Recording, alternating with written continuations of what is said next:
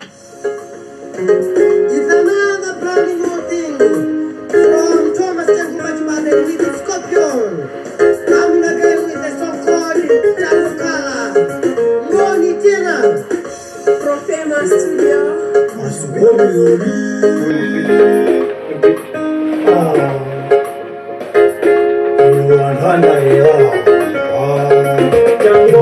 Chakukala benapari. Kumada benapari, nambodeka benapari, tikudilira nawira, chipaso yatu yofurea, furea na jisunga, nambodeka benapari, tikudilira nawira. Sugamukati muti mangira mirako, mazi ya ukono tisawa. Sipatala masukulu paliponse, mpaka leo chikudikira. Kuwadi makimeuza tuziza kudwa bwino, maka mukapotera ine.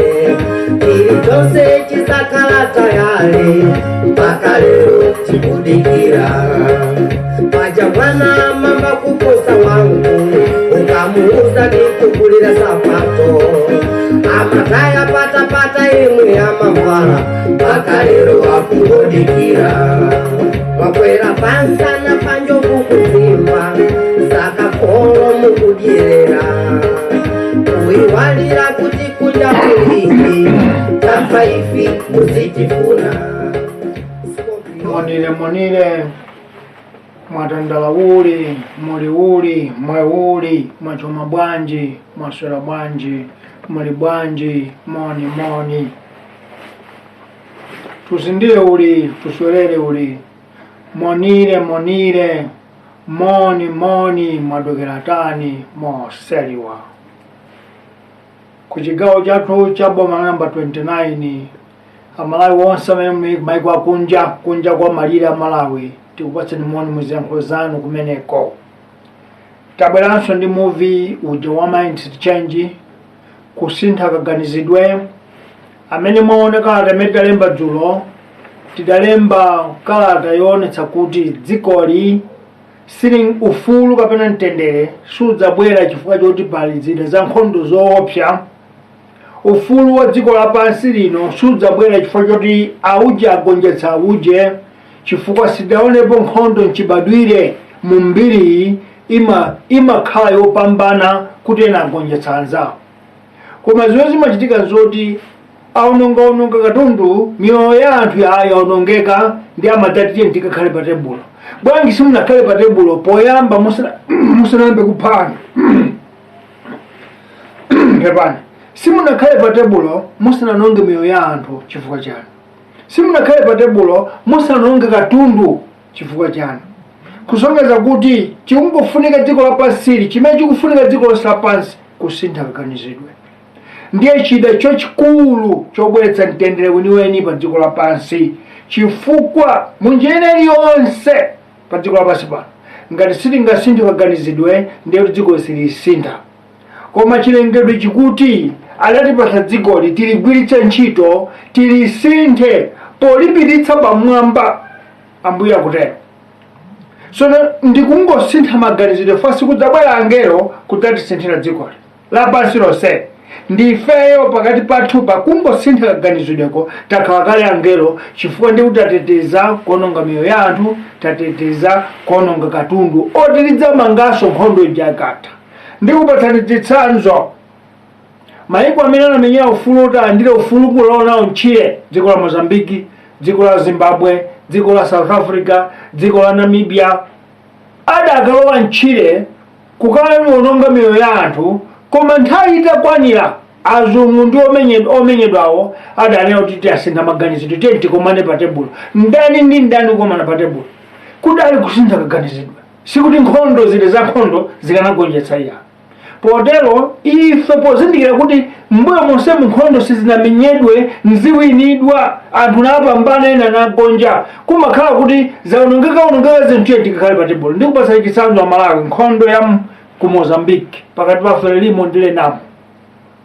Palibe anagonjetsa nzake, koma dziko lidaonongeka m'malo mwake zinadzapetengera atsogoleri awiriwa ena kuwauza chali cha katolika ku Vatican kuwauza kuti asintha kaganizidwe, mukuononga miyoyo, mukuononga dziko, tabwera timukhale pa tebulo. Kusintha kaganizidwe nkhondo inatha Mozambique. Akanakhala anasintha maganizo chiyambi paja dziko la Mozambique sikanongeka. Kumalawi kwathu kuno tindivutonso limenelo. Kusintha kaganizidwe kutivuta mpaka mmene tikuchitiramo tikulikankhira dziko likudzenje kumoto kuti zikhoza kutheka kudzalowa nkhondo, koma kumapeto kwa nkhondo kulibe adzapambane, tidzafuna tikhale pa tebulo tikambirane. M'malo moti lero chida chachikulu tikana chigwiritsa ntchito kungosintha maganizidwe. Zimene zimatibweretsa pano zimene zifoti kudziwa kuti kulibenso chida china padziko lapansi pano chingatukule dzikoli, chingatukule dziko la Malawi lino popanda kusintha maganizidwe. Ndalama sizingasinthe dzikoli, ndale sizingasinthe dzikoli, munthu sangasinthe dzikoli, koma titangosintha maganizidwe, machitidwe a zinthu ndi maonedwe a zinthu, dziko likhoza kutembenuka. Malawi lero lachisanu pa 21 April chaka cha 2023 tabwera ndi project yathu yokusintha kaganizidwe. Mutu wa nkhani ukuti ngati pamene boma likuonedwa ngati ndi chinchini kapena chimphika chokhuthuliramo mana, ndiye kuti aliyense olilondera bomalo alilephera. Ndibwerezanso, pamene boma likuoneka ngati olilondera akuliona kuti ili ndi phwando lakakowa, dziko limenelo silipita kutali. Dziko lathuli andale ophunzira bwino, atsogoleri athu andoma, anthu ozindikira bwino amaliona ngati boma ndi phwando lakakowa. N'chifukwa che mudzoni kumakhala kuphana, akhoza kuphedwa wina kuti asakalowe wina ndikalopo ine, matsenga ndi matsenga, mankhwala ndi mankhwala, ufiti ndi ufiti, kupemphera. Cholinga ndi nchotsewo chifukwa boma ndi phwando lakakowa.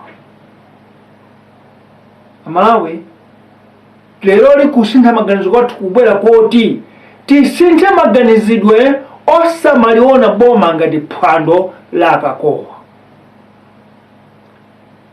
Makamaka iwo olilonderawo chifukwa amene amalondera boma ndi president, chipani cholamula, komanso nduna zake zonse ndi wachiwiri wache, amene ongolondera boma kuphatikiza aphungu a nyumba malamulo, kuphatikizanso akumakhoti. Ntchito yawo nkulondera chuma cha dziko, zinthu za dziko, katundu wa dziko. Ntchito yawo ndi imeneyo. Koma iwo onsewo amagulu atatuwa akadzaona ngati bomalo kapena dzikolo ndi phwando lakakowa, dziko silingatukuke. Ndiye Malawi mukuvomera nonse kuti m'Malawi mwathu muno andale onse amene takhala makamaka zaka 29 zapita chibwerere patipati timaliona boma kapena dziko ngati phwando lakakowa. Potero timafuna tikuyankhuleni motsimikiza motere kuti kwapita maboma 6, zipani zolamulira zo 4, koma panopo tiyankhule kwambiri zipani zitatu: chipani cha UDF, chipani cha DPP, chipani cha People's Party ndi chipani cha Congress Party ya lero imene akuiti tonse. Chiyambire 1994 zipani zonse zabwera zimalitenga dzikoli, zinalitenga dzikoli ngati phwando lakakowa, kapena kumanena kuti Mulungu adzigwetsa mana ndiye ife tipite tidzikangodya. Kulibe mtsogoleri aliyense ndi sukulu yacheyo, kulibe mtsogoleri aliyense ndi uprofesa wachewo, kulibe mtsogoleri aliyense ndi udigiri wakewo, kulibe mtsogoleri aliyense ndi udokotala wakewo. Amadzifunsa kodi tikamati phwando lakakowa waphikayo ndani? Tikamati mana wakhuthula manayo ndani? Chifukwa Mulungu wakumwamba anasiya nthawi ya Mose kuIsraeleko kakwikuputoko. Leroli tikamanira mukamanira kuti samati tikamati fine sindi boma, tikamanira kuti kapena mukamanira kuti phwando lakakowa, mutiwe kuti mukumbera msonkho wina kukhonjeni, mukumbera msonkho wina kulikoma kuchizumulu. Lero tikumva kuti nyanja yamba kutupa tsopano ikukula, manyumba ambiri alowa mdzenje, sili kudzoli likoma ndi chizumulu atha bwanji. Pamene mmamanga doko, pamene pajapo madzi akukwera, nkhale ya boma mwakana, koma madzi akuchita kuonekeratu kuti madzi akuchuluka akukwera. Ine ndimafuna ndikufunseni anthu a boma latonse kuti simukuona ngati kuti pena pache mwalakwitsa kofunika kukalapa? Simukuona kuti pena pache mwapinda mpofunika kukalapa kapena kukapempha mizimu kuti akhululukireni? Chifukwa tsiku ndi tsiku la moyo wanu kukubwera zodabwitsa zokhazokha. Kulibe mvula yambiri, nyanja ikutupa chifukwa chanu. Nyanja ikupitirira muyezo wake chifukwa chanu mpaka kulowa m'manyumba. Azungu amene amanga zawo mphepetemo, madzi awo sakulowa, nyumba zawo sazikulowa madzi. Nyanja ikupita nifalikira. Izi ndimangoona ngati kuti nthawi yakwana. Amalawi ife tikanasinda kaganiziro tidzifunse talakwitsa pati. Mwina kupitanso ku mafumu kuti tatiye ndimutipiritse kuphira la Mulanje, tipite kuphira Sochi, tipite kuphira Michiru, tipite kuphira Nyika, tipite kuphira Hola, tipite kuphira Mikula miwamati uko kuntunda uko kukikuyuko abandi mikuyu kaya. Tipite mapiri onse adziko la Malawi mudedza muncholomu tikafuse kuti kodi mwati tembenukira, mwati fulatira akumphepo, tala kwanji. Amachalichi pitaniso machalichi mukampempha Mulungu Yesu Kristu ka Muhammadi kuti kodi dziko lathu tala kwa pati, kuti bwino mutichotsera wala kwayo kuposera kuti mulange tonse. Chifukwa zikuchitika dziko la Malawi lero sizikuoneka mutu wache kuti zikuyenda bwanji. Ayi, Muvi woyamba.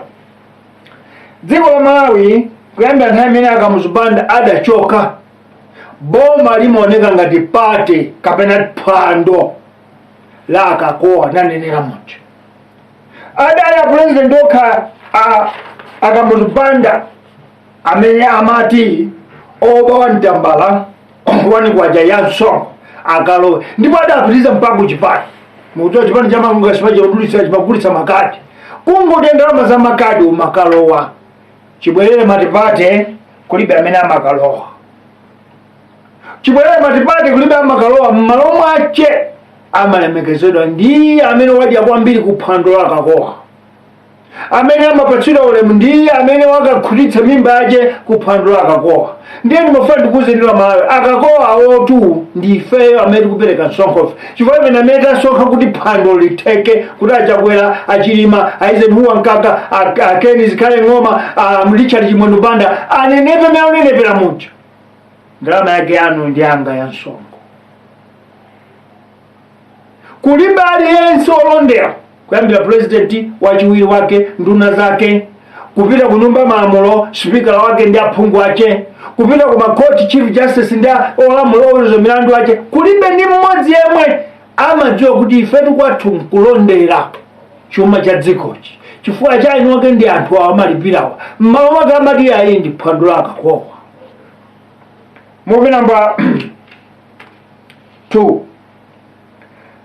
President Kamuzibanda pamene amabweretsa chipani chimodzi amadziwa ndondomeko ndi malamulo ache.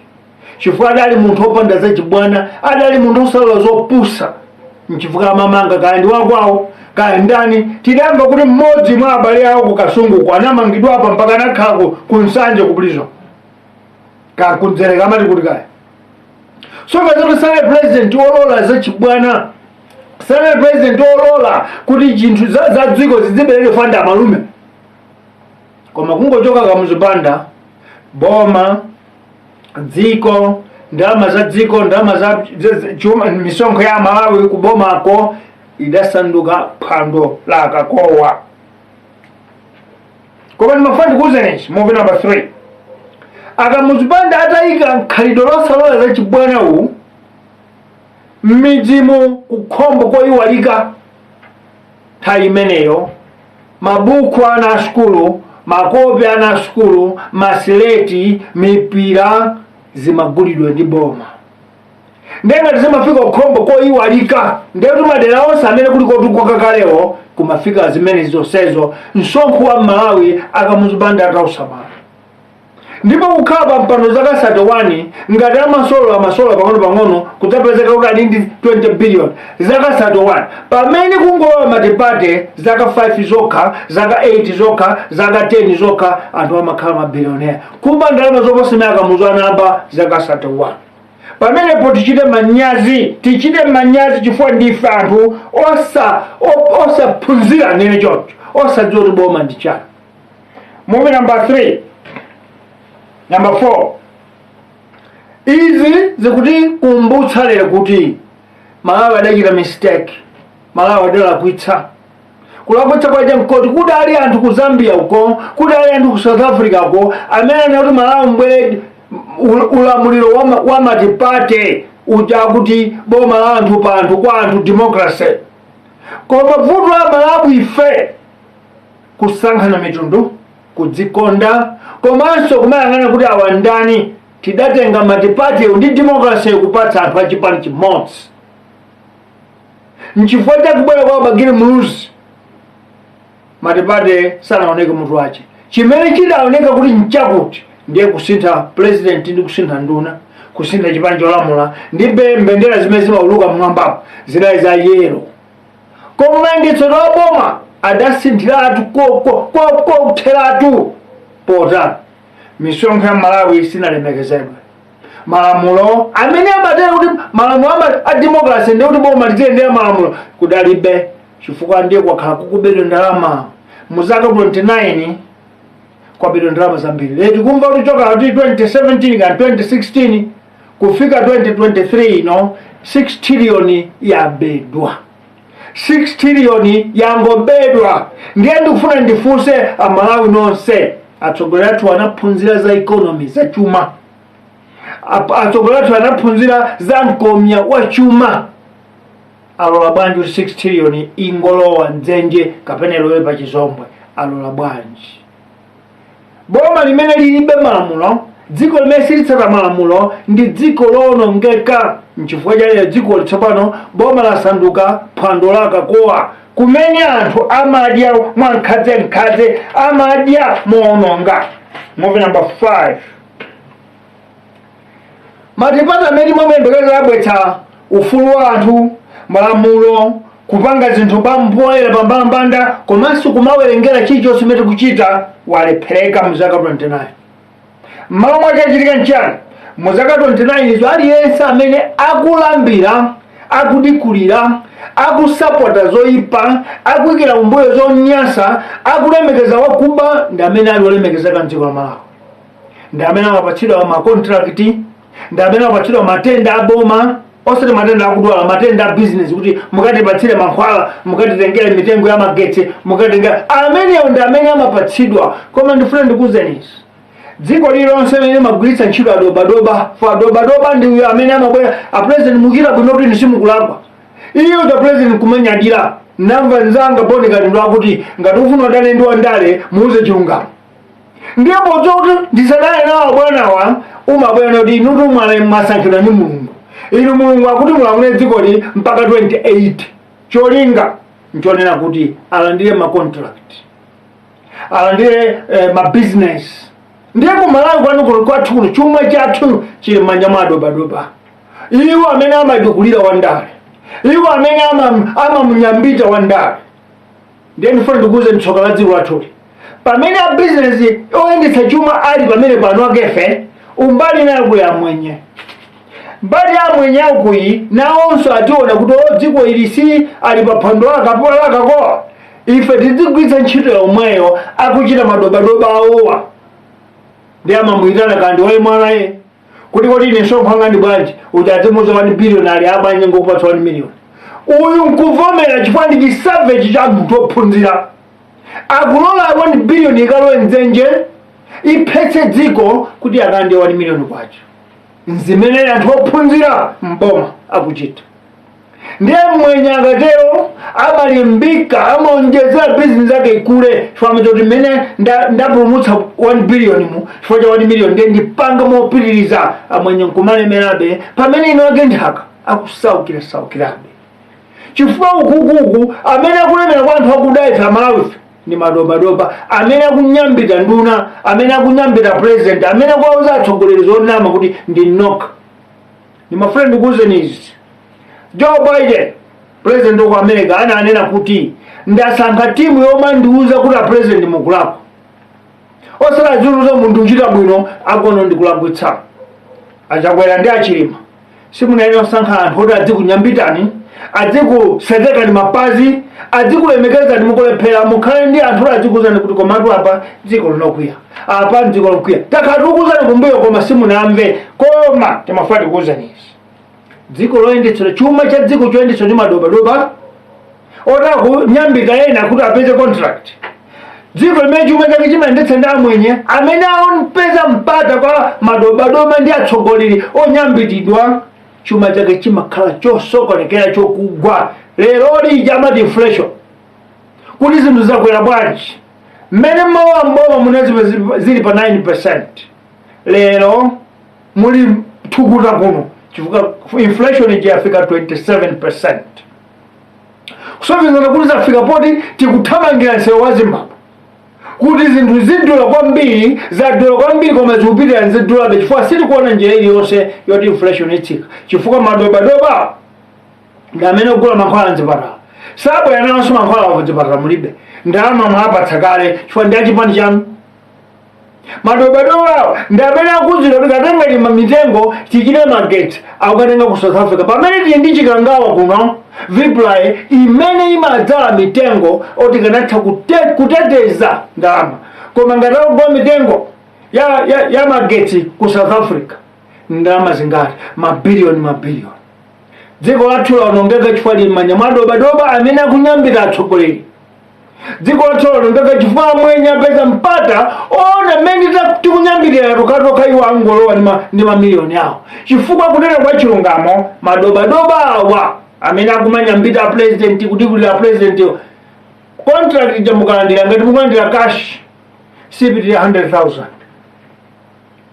koma mudzifunso 100,000 imeneyi ndi msonkho umene kuberedwa oti ukanagula mankhwala mzipatala, ukanakweza maphunziro, ukanakonza misewu, ikugwiza na bwanji ndi 100,000. Uyonso akulandira 1 million kwa mmwenyeyo, udzifunse kunena kuti ndalama ndikulandira 1 million iyi nkumalephetsa mmwenye kulipira msonkho 1 billion. Ndikulikonda dziko likapena ndilinzika kapena ayi, udziuze wekha ukadziyang'ana pa window pakuti iwe ndiwe savage. Fasuko ndi dziko lako, sikufuna chitukuko cha dziko, koma mube ndalama mupita mukapange shopping ku Dubai. Akupatsi 1 million iyo mukachita shopping ku Thailand, msala madress anu awiri atatu, za saluni ziwiri zitatu. Dziko silimayenda choncho. Padzikhala anthu a business oti amene amakhulupirika kuti alipira msonkho dziko lidziyenda, si dziko la Malawi. Lero kulibe company imene imakhulupirika kuti ipereka msonkho dziko lidziyenda, kulibe. Chifukwa kwa mwenye kuni madobadoba nawonso amapereka mamiliyoni kusinthanitsa ndi msonkho wa 1 billion. Akakhala anyamata amene opereka katundu ku South Africa wa ndi atsikana tibwenza wa minister wa kapena tibwenzi za ma principal secretary kapena adobadoba onyambita president ya vice president mnduna ndi amene akwanja ma contract ndi adzike kugula mitengo ya magetsi ku South Africa. Mitengo yathu tadzala ku chikangawa iyi isakugulidwa. Nimafuna zimene za Malawi tiziyang'ana. Moving number 5. Lero tikulira tonse kuti democracy yayu tidabetsa. Madipati tidabetsa chifukwa palibe china sintha tingosina nkhope za anthu. Mwina tikalasira jihana aja chifukwa amene ayanaka wana mpaka ku prison kuti atipatse madipati. Mwina tikanaona democracy yeniyeni ya tanthauzo. Tanthauzo wa democracy akuti kudzikhala boma la lamulo, kulamulira dziko malamulo, kumasuka kuchita zinthu poyera, koma dziko lathu litu lasaina malamulo onena kuti akuti yani information bill.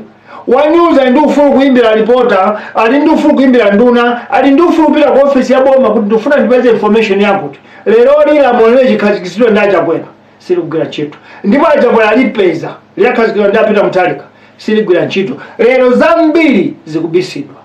Nkhani ya ndalama za cyclone Namondo wa cyclone uyu zili kuti palibe angaziwerengetse. Chimene tikungomva tsopano anyuzi akati afufuze mmene akuonekera amadzati 96 billion ikusowa pakuti kuti ndikafufuze kuti tsopano izatha bwanji.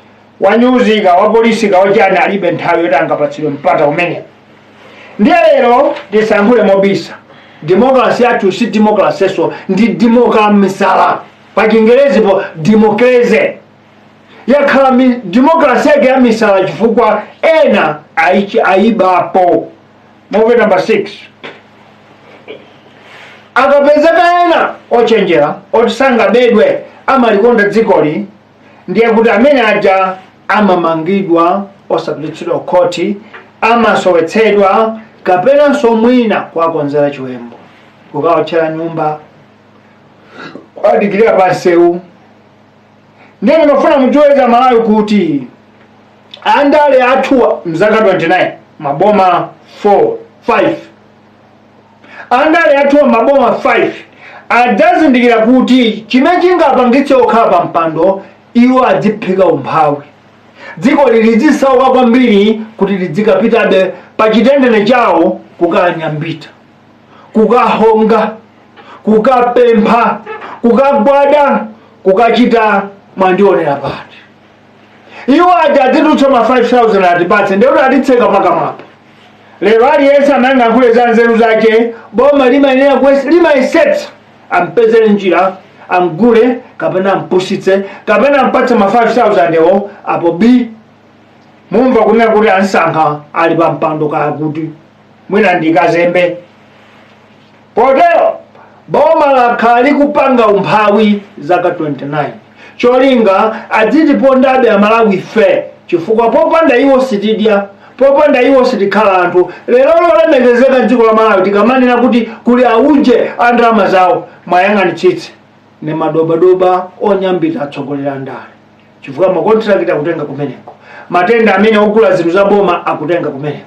Dziko silimayenda ndi madobadoba, dziko silimayenda ndi anthu onyambita atsogoleri. Mtsogoleri ndi olondera chuma cha dziko, akuyenera akhale mulonda ndithu. Koma lero mulondayo akuti ajiphwando akakowa, dziko likupita kumbuyo. Movie number 7. Ingoti number 8 chifukwa 7 watamuyamphulakale. Zikapita kumakhotiku oweruza milandu ndiye amene ndi kuloleratu kuvunda timati. Avunda bwanji chifukwa iwo ndi amene akulandira kwambiri ziphuphu, mene akulandira MRA, mene akulandira amagulu ena awanso amalandira kwambiri. Ndiye milandu ili chikhalire mafalo yosatha. Koma alondawo ndiwo oti alondere malo mwake akulekerera wakuba mwenye ndi dobadoba adzitha kuwapomboneza iwo milandu asagamule bwino. Chitsanzo lero likamba kuti ajakwera aonjezera lendi ya nyumba za majaji, kapena kuti ndalama yoti adzikalipira lendi. Dziko la Malawi nyumba ingadule makabwanji imasira pa 300,000, ndiye kuti imene ni nyumba zipinda 7 kapena 8. Koma ajakwera aona kuti apatse majaji oweruza milandu awa allowance ya nyumba kuti adzilipira lendi 600,000, ena 1.5 million. Abale, Malawi si South Africa, Malawi si Kenya. Nyumba zathu izi ngakhale mipanda imene ndi adoti. Kwanza tuko mipanda ndi anjelo zocha zokongola zijosa ngowocha mwaka umamwiya, koma zocha ndi machine. Nyumba zake sizingapitilire zikadulisisa 200,000 kapena 250. Koma ajakwera apereka kupitilira, songeza kuti jaji kapena woweruza milandu adzitenga 600 eyo 300 kuika mthumba. Ndiye kuti magirlfriends kumeneko ndi osera chibale koma adzibwenzi zipita ku Dubai, ku Tanzania, ku Jubeki 300,000 akagule zinthu. Zonseza Malawi ndikutseguleni maso lero si chifukwa china. Boma latonse lamva kuti ife tikusonkhetsa ndalama kuti tipite ku khoti, tikalifunse khoti limene kuti malamulo amene inu munanena kuti dziko lino lidziyendetsa malamulo 50+1, parliament imene apanga malamulo ake ndi iti?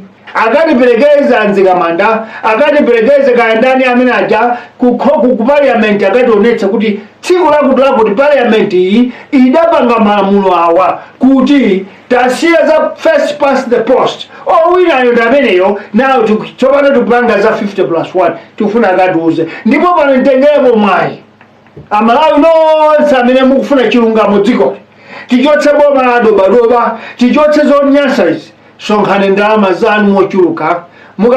Zikakhala zafikapo mungotuza kuti azipeza mukalipire kukhotiko. Ine ngabe nditapite kwa saina kuti ndine odandaula, chifukwa mukandipatsa ine ndikusaukaku munena kuti ndidya kapena ndipatsa banja langa koma mungosonga ndalama zonkazipeka khotiko komano ukapereka khotiyo okayimba mlandu okayimirira ndikakhala ineyo chifukwa dziko lathu lino sindikukumbukira kuti parliament nyumba yanu ili akhala kukhazikitsa lamulo 50+1 chimene tikudziwa kuti parliament idakhala koma inatsutsa inakana boma lapita Mutharika kuti sitingapite ku 50+1 tsopano lero achakwera kupereka ndalama izi akudzoti mlandu umene ukapita amajaji akambe aganizira 600,000 ndipo posakhalitsa timva kuti ngakhale masalari akweza akaganizira pamenepo asakatipatse chilungamo koma dziko loyenda nadobadoba dziko loyendera kudikulitsa dziko loyendera kunyambiridwa silipita patsogolo musadabwe Amalawi chifukwa dziko lathu likubwerera mbuyo chifukwa talola kuti adobadoba adziyendetsa dziko silimayenda ndi anthu amadobadoba ayi. Muvi namba 9 dziko la Malawi loti lapezeka ndi mavuto azachuma achaonera kuti panopa misonkhano kumuliro kusalima isachitike fatilibe ndalama ka covid watipweteka maulendo pita kunja asapite atatu 4 nkala president atsitsa takhalire pamenepo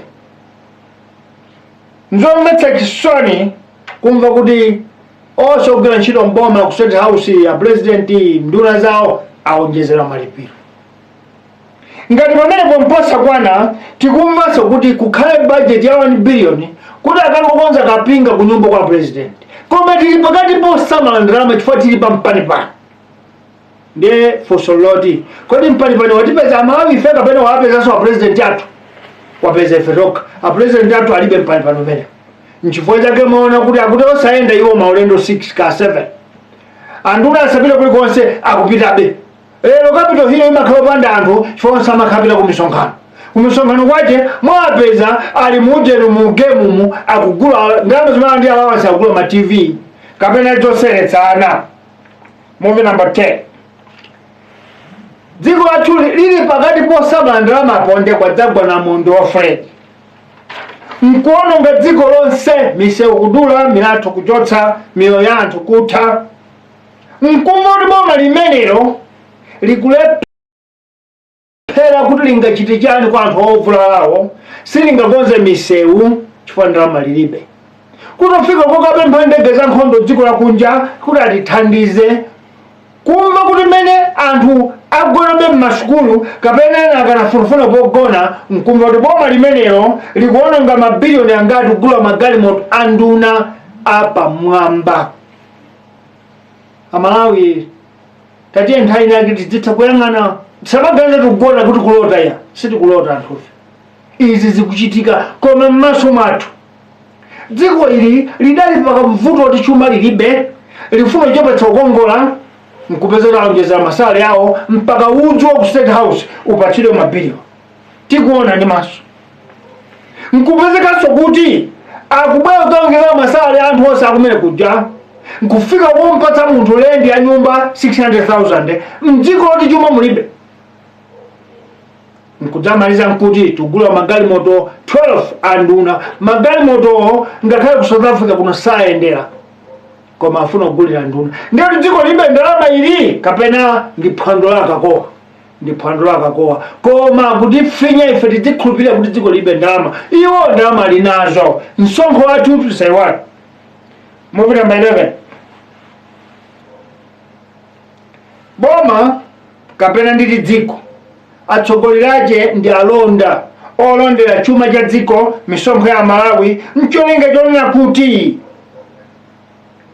idzigwira zoyenerera pa chitukuko cha dziko idzigula zoyenerera ngati kuchathetsa umphawi komanso mabwezera Amalawiwa zinthu mokhudzana ndi mankhwala nzipatala misewu yabwino komanso kuonetsetsa kuti zintchito zilipo zochita Amalawi ali nazo koma lero tinena momasuka mosapinda kupita m'mapiri konse kuja achakwera kupempha kwa anthu kuti abale nane ntithandizane kupemphera kuti apita Mutharika agwe ndilowe ine udali mpikisano chabe aba kwambiri apita Mutharika ndili achina anduna zawo nane ndikalowe ndi zanga zitikabenso zimene zilipo zimenezo osati amafuna kukonza zinthu chifukwa chaka chino chachitatu zochita zawo za tsiku ndi tsiku zikuonetsa kuti alibe chisomo choti afuna kukonza dziko, koma kungogweza umphawiwo kuti umphawi ukhale uja wotophika uja ife tizikhala benthabentha ngati agalu okwapulidwa odya nyenyeswa. Muvi ungomaliza ndini mafani yankhule izi: manyazi akupeze na president, manyazi akupeze na vice president, manyazi akupeze nduna zonse ndi zibandi zonse 8, kuti zimene malonjeza anthu sizimenezi, zimene munanena mudzati sizimenezi. Leroli mwadziwika kuti ndi nonsenu anthu opanda chikondi ndi dzikoli, ndinu adobadoba, ndipo mwekera kumbuyo simukudziwa tanthauzo la matipate, simukudziwa tanthauzo la democracy. Pachifukwa ichi tikuti Muvi wa nkhani wale tikuti kukhala mboma, kukhala mtsogoleri ndiyo mlonda wa chuma cha dziko, ndiyo mlonda wa zonse za dziko ndi anthu ake. Koma ukadzakhala kuti iweyo usiya ulonda uja nkuyamba kuona ngati ndi mana, nkuona phwando lako apokakowa, siwe mtsogoleri. Munali ndi ine Bantu Sanders Juma, tikomanenso la Mulungu chitseko chakuseriko kapena pompano sabata ya mawa lachiwiri. Zikomo kwambiri. It's another brand new thing from Thomas Machibade with the Scorpion. Coming again with a song called Tabukala. Morning Tina from Famous Studio.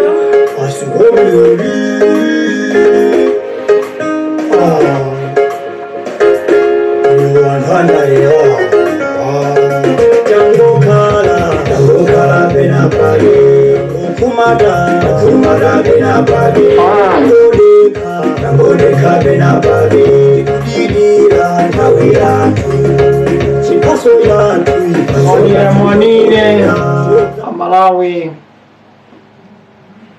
muli mweuli mwachoma bwanji, mwasula bwanji, muli bwanji, moni tusindile uli, tuswerere uli, mwadokera tani moseliwa. Today is our project, continuation of our project about mindset change. Yesterday, our office wrote a letter internationally to the whole world preaching for mindset change. This letter is going to all heads of state, all powerful heads of state in the world. President Joe Biden, President Vladimir Putin, President Macron, Prime Minister Sunak, Rishi Sunak, Prime Minister Modi, Chancellor Shozi, President Macky Sall in Africa, President Cyril Ramaphosa in South Africa, President Samuel Ruto in Kenya, President Nana Akufo in Ghana. We wrote this letter because after scrutinizing, investigating and finding deeper as to why there is no global peace, we realize that we are taking a wrong route because we have not changed our mindset. What we realized is that the world is now getting astray because people think that by manufacturing sophisticated weapons, then there will be global peace. But we have studied all the wars, from Punic, First, Second World Wars. We realized that we killed many people, we lost a lot of infrastructure, property and economy, only to find that for peace to come, people had to go back on the table and sit down. That's mindset change. Therefore, there is no war that was won by a battle of a gun. There is no peace that came by shooting a bullet. There is no peace that came with a bomb. Every peace comes around the table. I'll give you examples. In Mozambique, two parties were fighting, Renamo and Frelimo. They fought 16 years war, devastated the whole country, maimed and killed citizens. But I want to tell you, Roman Catholic had to come and inject some sense in all warring parties, Renamo and Frelimo. What they told them is that just change your mindset. The mindset you have of fighting is not a solution.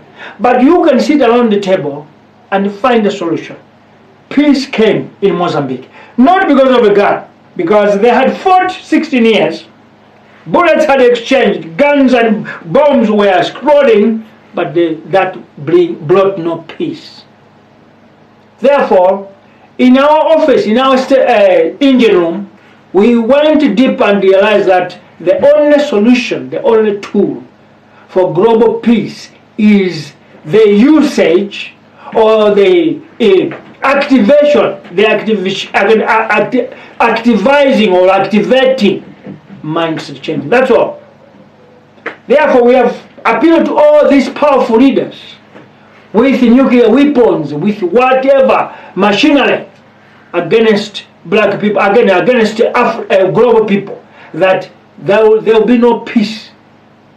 We even said, with mindset change, Israel and Palestine can live with one another. There can be two-state solution. Palestine respected, Israel respected, looking at each other as a brother and sister. We even said, even the war between Russia and Ukraine can end through mindset change. Because mindset change is about thinking on the table, not in the bush, not in the jungle. Therefore, we want to appeal to those of you who saw the letter. We are people that have got no addresses to these presidents. We are people who don't have any access to these embassies.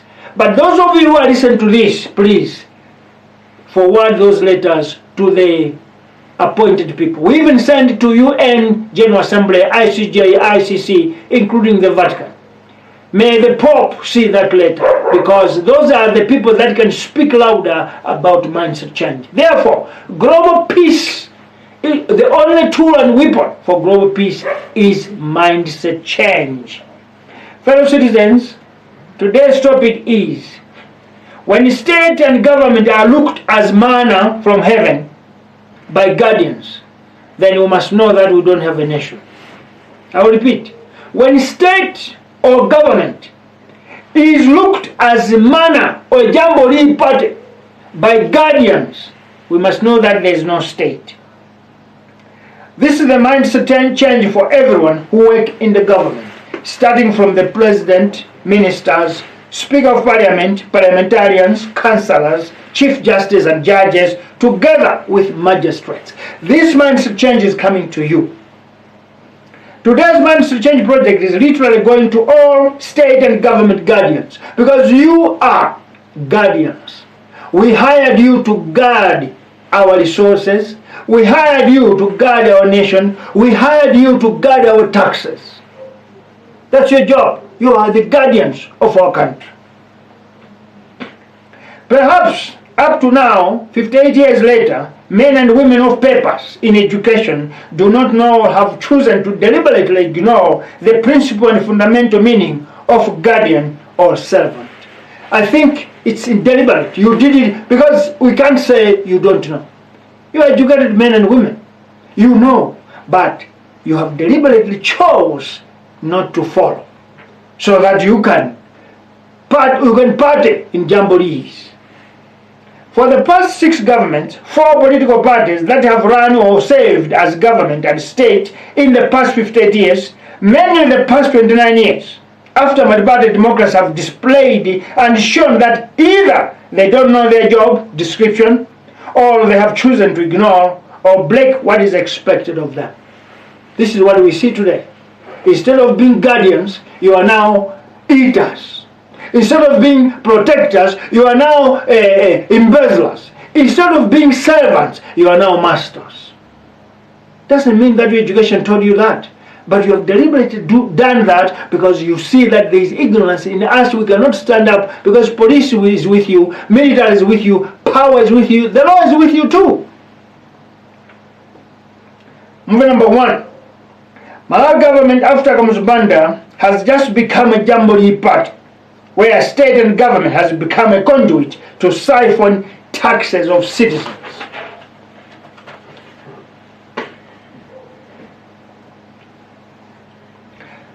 The only time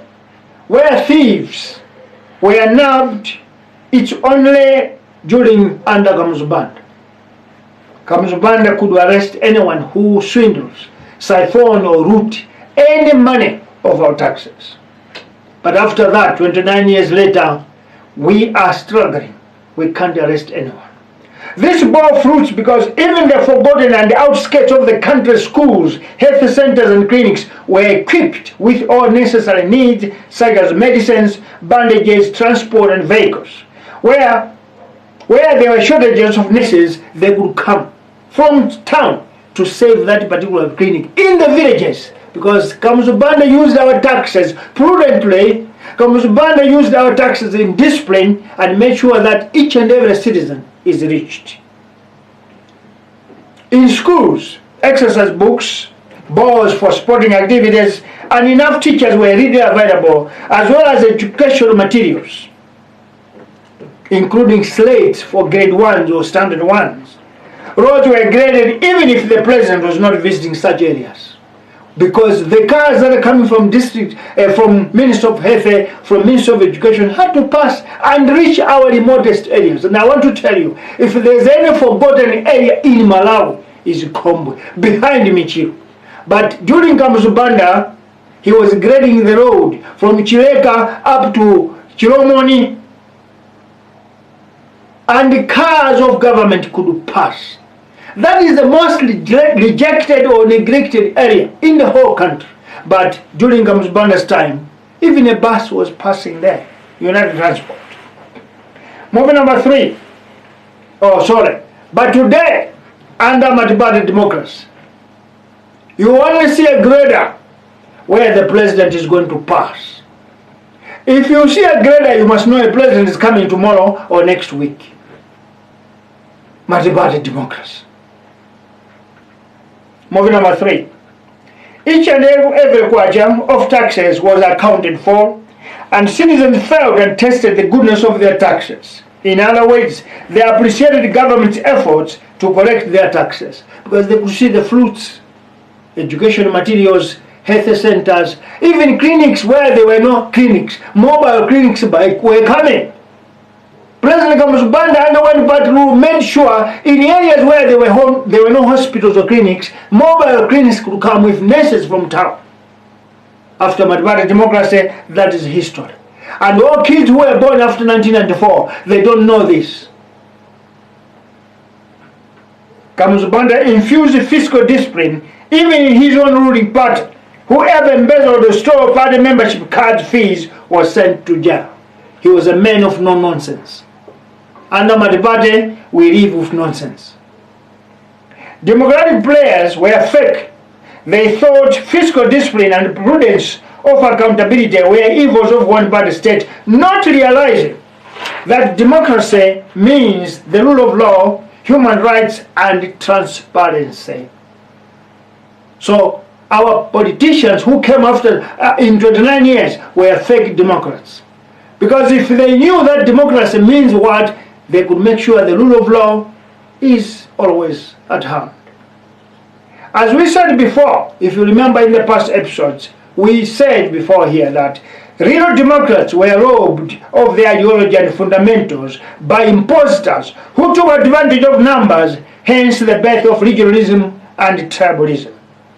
We are all aware of the tribal vibes that the people of the South undertook to decampaign against citizens of the North who fought and brought democracy in Malawi. What did we do? Chakufo Jana is from the North, a minority tribe, and they are very pompous, they are very rude, they cannot rule this country.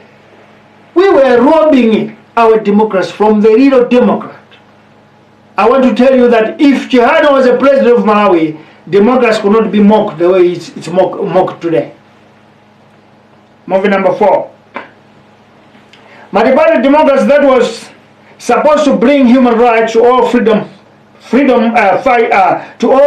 bring to all freedom, transparency, and accountability for 29 years, has only worked for the ruling party and its supporters. It's not working for all the people of Malawi. Only the government of the day, its supporters and the party itself, they are the people who are free. They are the people who enjoy human rights. But the rest of us don't. After 29 years, anyone and all implicated in the plunder and theft of taxes in the government are protected and defended not by law but by power.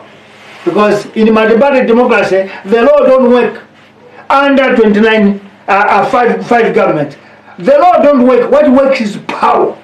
So it's not democracy, because democracy is the rule of law. But and after multi-party 29 years ago, it is a power that governs. We fought for multi-party democracy because we wanted to remove a system of government of power to the rule of law. Unfortunately, we did not change anything. What we managed to change are faces of presidents, faces of ministers, faces of members of parliament and judges, but the system of power remains. You agree with me? There's no one who has been arrested after Kamuzubanda who is in jail. When there is one, the very president will come and release him on parole.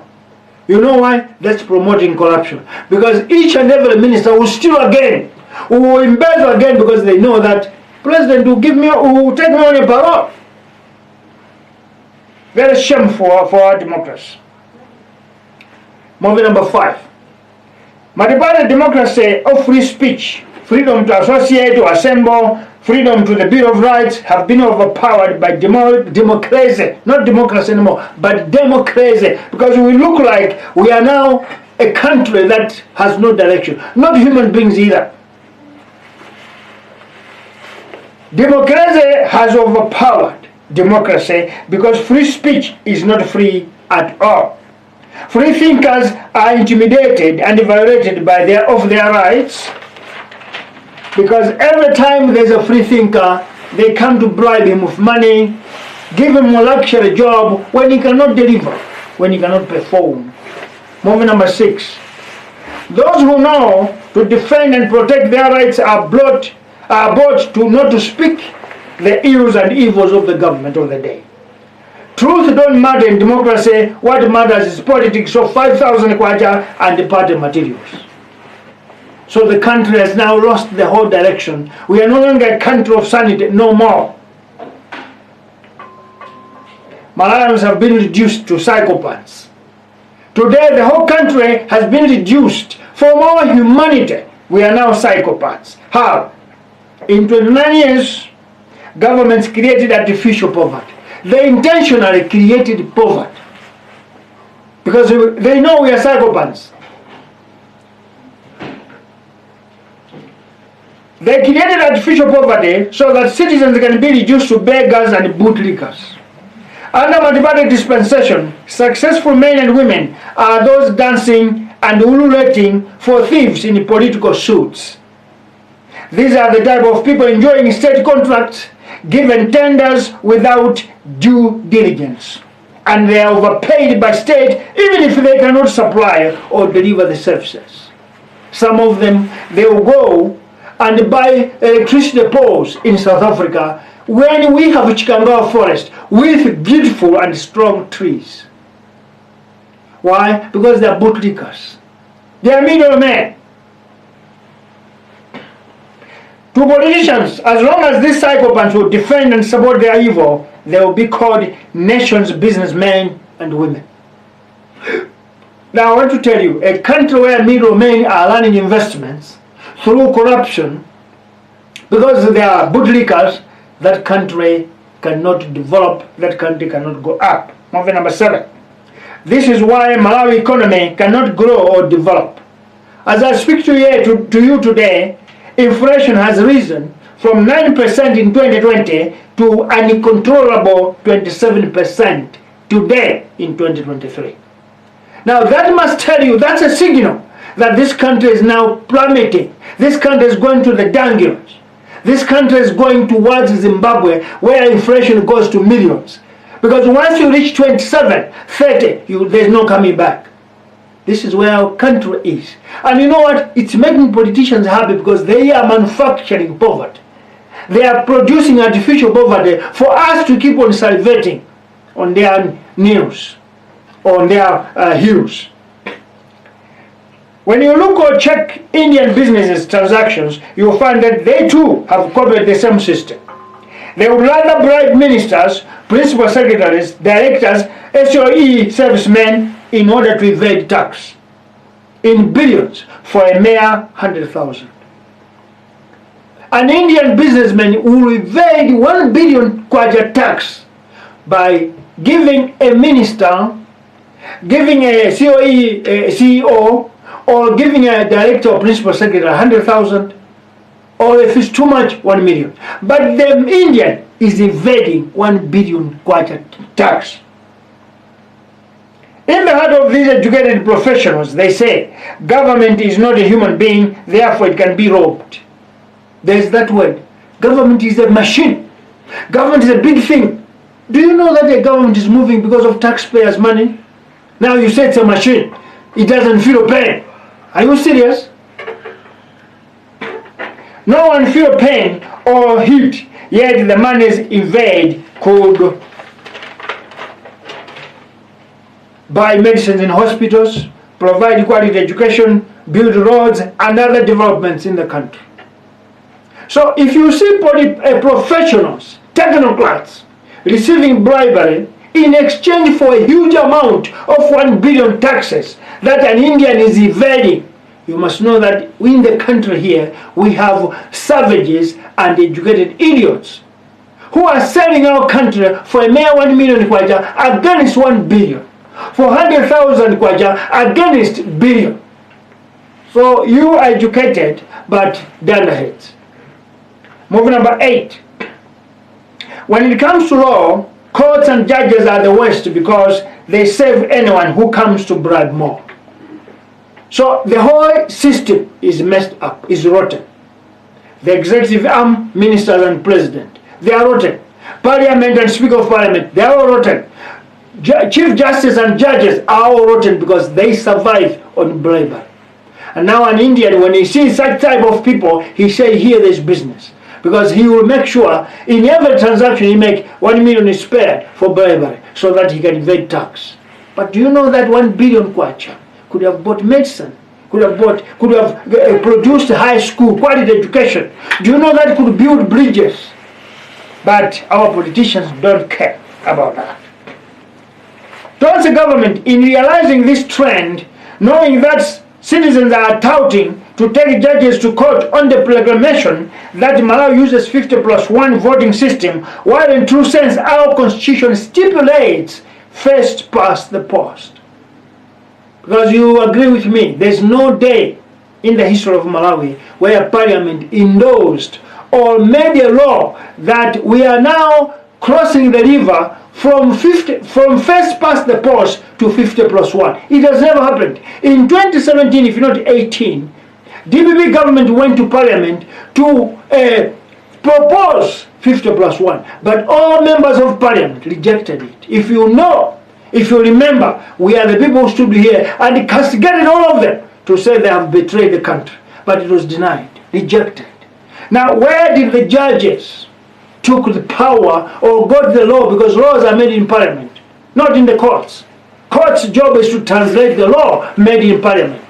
So President Chakwera know that, President Chilimansaosima know that if we don't bribe the judges, Bantu Sanders Juma and his team, when they come to court, we are going to lose the case. So 2025 election is going to be first past the post. So what they did was, President Chakwera and Vice President Chakwera had to bribe the judges by giving them remuneration of 600,000 mortgage or rental fees.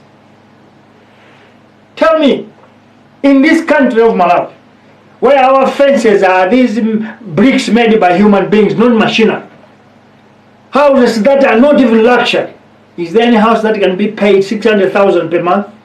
No.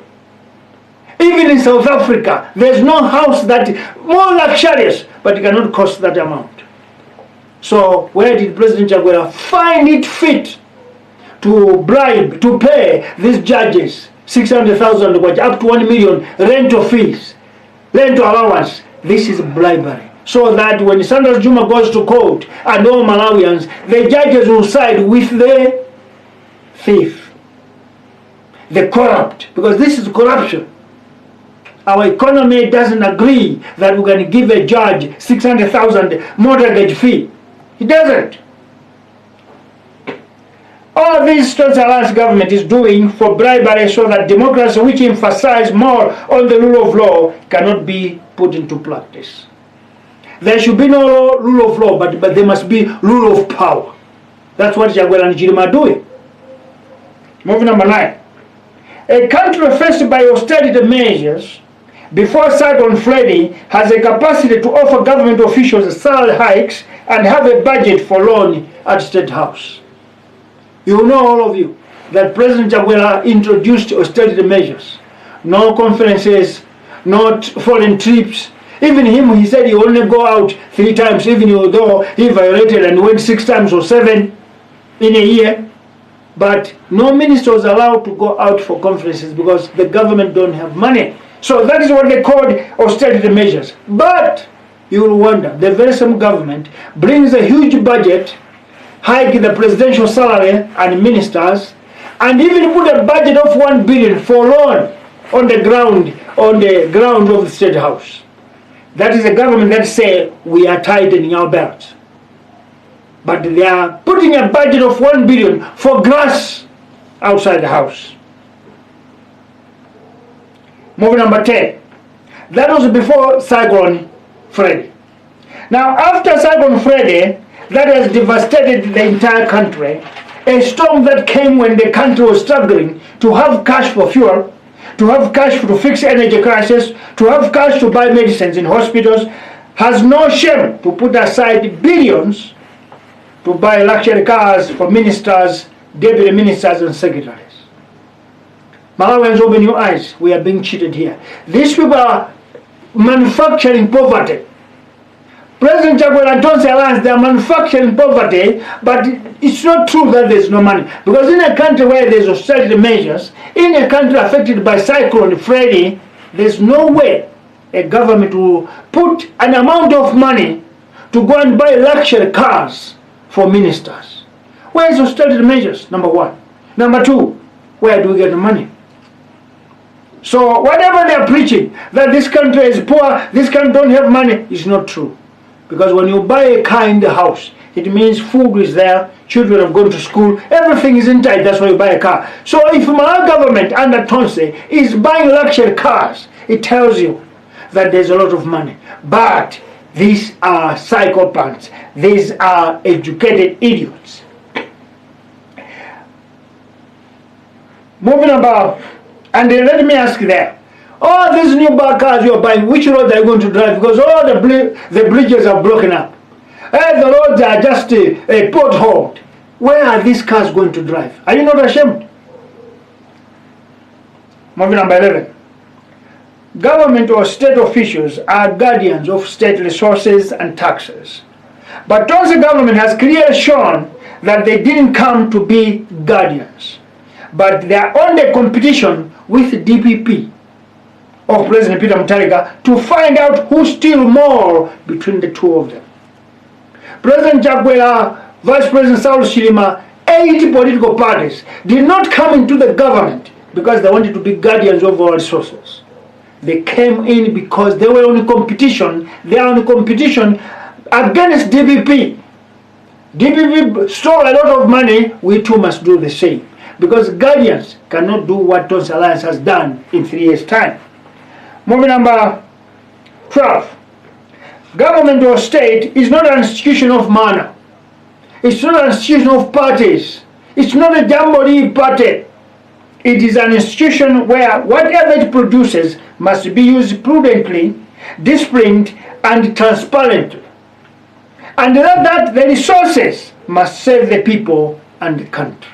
That is the meaning of government institution. But I will tell you, President Chagwera is not a guardian. Vice President Saul Chilima is not a guardian.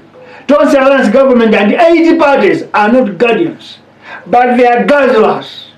They came to guzzle all whatever we donate and the tax we pay. Shame must go to President Chagwera and Vice President Saul Chilima, taking in mind their overzealous campaign that made all citizens to fast, to climb mountains for prayers. People in diaspora sending money to their relatives in Malawi said, the money we are giving you now is money on condition. Either you vote for Chakwera, then we'll send you money. And Malawians bowed to that condition.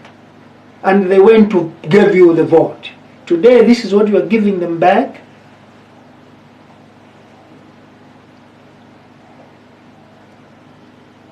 I want to ask you, do you think DPP wanted to be out of power? Do you think? They didn't. Because they were feeling sweet. But let me tell you, it is the very same people that were tired. And that tiredness has reached here now. Malawians are tired. And they are very sick of your government. If you were other people, you could implement mindset change and stop stealing. For you citizens, I know you're feeling pain, and it's more than what you can swallow. The best is, perhaps time is now to start thinking what next.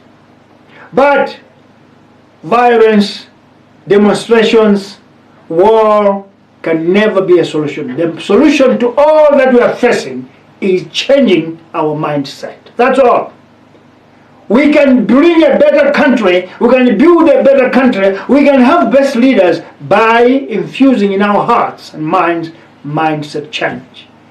Thank you very much. You are with me, Bantu Sandras Juma. Have a great day. Let's meet again next Tuesday, on Sunday next door, where a new government of the 7th Republic is coming to promise you and tell you how we move together to get out from this mess of this country.